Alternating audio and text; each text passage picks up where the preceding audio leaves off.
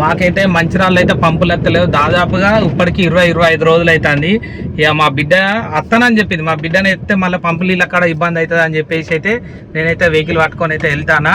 ఇక కార్లు అన్నీ ఒకటేసారి 4-5 బాటిల్ పట్టుకున్నాను అనుకో, 4-5 క్యాన్లు పట్టుకుంటే ఇబ్బంది ఏముండదు. మళ్ళీ ఇప్పుడు అన్ని శ్రావణం కాబట్టి ఒక్క పొద్దులుంటే ఆ బోరు వాటరు తాగుబుద్ధి ఎత్తులే, తాగిన కొద్దీ ఇది గొంతంతా పట్టుకొని ఉన్నది. అందుకని చెప్పి నీళ్ళకైతే పోతాను వాటర్ ట్యాంకర్కి.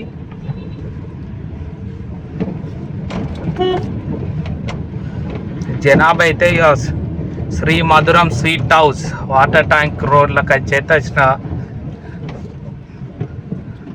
మరి నీళ్ళ కాడికి ఉన్నదా? నేనైతే వచ్చేసరికి అయితే ఆల్రెడీ పంప్ కాడైతే ఎవరు లేరు. వీళ్ళకైతే రావాలి. నేను వచ్చేసరికి అయితే ఎవరు లేరు, భగవంతుడి దయ వల్ల. అందుకని చెప్పి అయితే బాగా టైమింగ్ కాలేదు. ఈ పంపు 6 క్యాన్లు పట్టేసరికి అయితే ఎంత లేదన్నా పావుగంట పడుతుంది ఇవన్నీ ఎక్కించుకొని ఉండడానికి. 5 క్యాన్లు, ఈ 5 క్యాన్లు అయినాక ఇంకొక క్యాన్ అయితే ఇవన్నీ నింపుకొని అయితే పోవాలి. ఇవన్నీ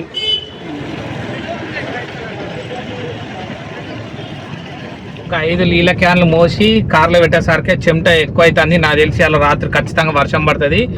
ఈ ఉడుకుడికైతే కార్లో ఏసీ వేసుకున్నా కానీ ఫుల్ ఉడుకుతుంది. నేను పోయేసరికి అయితే దేవుని దేవాళ్ళు ఇద్దరే ఉండే, ఆ నీళ్ళు అయితే పట్టుకేసుకున్నారు, తర్వాతే ఉండే. ఇప్పుడు నేను పోయిన తర్వాత నేను నీళ్ళు అన్ని క్యాన్లు వాటర్ పెట్టిన తర్వాత ఇప్పుడైతే జనాభా అయితే అందరు వస్తారు. బాగా మందికి అదేంటిది పంపులు బాగా మందికి వస్తలేవు. ఇప్పటికి ఒక్కొక్కరికి నెల రోజులకి ఎక్కువ అవుతుంది. మాకైతే 20-25 రోజుల నుంచి వెళ్ళి పంపులు అయితే వస్తలేవు మంచిర్యాల. మాకు ఈ పైప్ లైన్ అయితే తవ్వుకుంటూనే ఉన్నది. మెయిన్ పైప్ లైన్ ఇది మొత్తం. ఇది ఇంకెన్ని రోజుల దాకా తవ్వుకుంటూ వస్తారో ఏమో పైప్ లైన్. ఇదంతా పైప్ లైన్. దీన్ని చేయబట్టి ఇళ్ళల్లో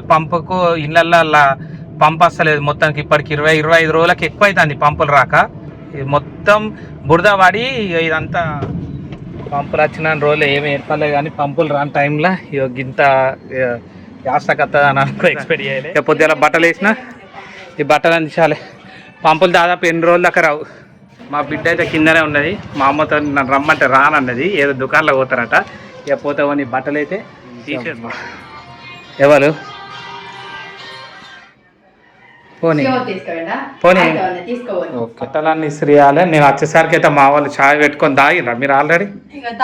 మొత్తం ఛాయ్ బౌళ్ళు కొన్ని దోమలు ఇగో చెత్తది వారేయాలి. కిందనే ఉన్నదా అన్నం? కొంచెమే ఉన్నదా? ఏది సరిపోతుంది. అది తీసి ఊరిసే దాంట్లో ఊరిసి పక్కన పెట్టేసుకున్నాను. ఇప్పుడు కింద దుకాణంలోకి పోయినా మళ్ళీ కొనుక్కోవడానికి. పోనీ ఈ స్కూల్ డ్రెస్ ఉన్నాయి ఇవన్నీ కొంచెం ఆయనకి ఇస్త్రీ చేస్తారు ఈ బట్టలన్నీ అయిపోయినాక. కానీ అందుకనే కింద ఊసబెట్టే బట్టలన్నీ మడత పెట్టినా అనుకో ఏ టెన్షన్ ఉండదు. ఆ బట్టలు కూడా అయిపోయిన తర్వాత కొంచెం ఐరన్ చేసుకోవాలి. ఐరన్ చేసుకున్నాను అనుకో ఇక నైట్ ఐరన్ చేసుకుంటే ఏంటంటే కొంచెంసేపు మనం బయటికి మళ్ళీ అటు ఇటు తిరిగినప్పుడు బాగానే మంచిగా అనిపిస్తుంది. కానీ ఎండేసేటప్పుడు మళ్ళీ మడత పెట్టేటప్పుడే తరాస్ అనిపిస్తుంది. ఏం చేస్తానో స్మైలీ కోన్ పెడతానవా? ఈ ఇల్లు ఏమేమి ఉన్నాయిరా చూపి. అర్రే అవన్నీ ఏంటిరా? పర్పుల్ కలర్ ఈ బుక్కులలో అన్ని రాస్తానవా? సరే మరి రా. ఈ బాటిల్ కూల్ ఉన్నాయా మొత్తం వాటర్? మార్కెట్కి పోదాం అనుకున్నాం. వర్షం వస్తుంది, కొంచెం చిన్న వర్షం వస్తుంది. అప్పుడు ఉన్న బట్టలన్నీ ఎండేసినాం. ఎండని తడి ఉన్నాయని మా మేడం మళ్ళీ ఎండేసింది. మళ్ళీ ఎండేసుడు అయింది. నువ్వు వచ్చేసినావా? ఏం కూర వేసుకొని తిన్నావు ఇలా? బింగో తిన్నావు.